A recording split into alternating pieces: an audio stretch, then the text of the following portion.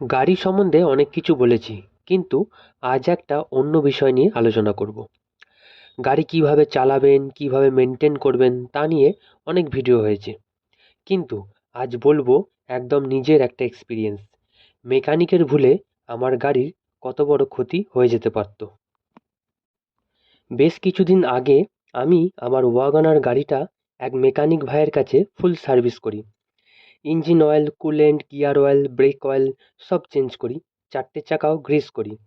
গাড়ি বেশ ভালোই চলছিল। প্রথমে কোনো প্রবলেম বুঝতে পারিনি। তারপর একদিন দুপুরে এসি অন করে এক জায়গায় যাচ্ছিলাম। হঠাৎ দেখি এসিটা ঠান্ডা করতে পারছে না। আমি ভাবলাম এসির গ্যাস হয়তো কমে গেছে। এই মনে করে এসি বন্ধ করে ড্রাইভ করছিলাম। হঠাৎ হিটিং মিটারে চোখ পড়তেই চোখ কপালে উঠে গেল। হিটিং মিটারে রেড সিগন্যাল দিচ্ছে। আমরা সবাই জানি হিটিং মিটারে রেড সিগন্যাল মানে ইঞ্জিন ওভারহিট হয়ে গেছে। আর এই অবস্থায় গাড়ি ড্রাইভ করলে যখন তখন ইঞ্জিন সিজ হয়ে যেতে পারে। বলতে গেলে ইঞ্জিনটাই একদম নষ্ট হয়ে যাবে। আমি সঙ্গে সঙ্গে সাইড করে গাড়ি দাঁড় করিয়ে দিলাম। তারপর বনেটটা খুলে দিলাম আর ইঞ্জিনটা বন্ধ করে দিলাম। 30 মিনিট ওয়েট করলাম। তারপর ইঞ্জিনটা একটু ঠান্ডা হবার পর রেডিয়েটরে ভালো করে জল দিলাম। দেখলাম রেডিয়েটরের কুলেন্ট পুরো ওভারফ্লো হয়ে পড়ে গেছে। তাই খাবার জল ছিল সেটাই রেডিয়েটরে ভরে দিলাম। তারপর ইঞ্জিন স্টার্ট করে দেখলাম ওভারহিটিং প্রবলেমটা সলভ হয়ে গেছে। আমি গাড়ি চালিয়ে সোজা মেকানিকের কাছে চলে এলাম। সে বলল, ইঞ্জিনের গ্যাসকিট খারাপ হয়ে গেছে, রেডিয়েটর জাম্প হয়ে গেছে, সব মিলিয়ে সার্ভিস করতে হবে, মোটামুটি 5,000 টাকা খরচা হবে। আমার ঠিক বিশ্বাস হলো না। তাই আমি শিওর হবার জন্য আর এক মেকানিকের কাছে গেলাম। সে দেখেই বলল, কোন মেকানিকের কাছে সার্ভিস করেছিলেন? আমি বললাম, কেন?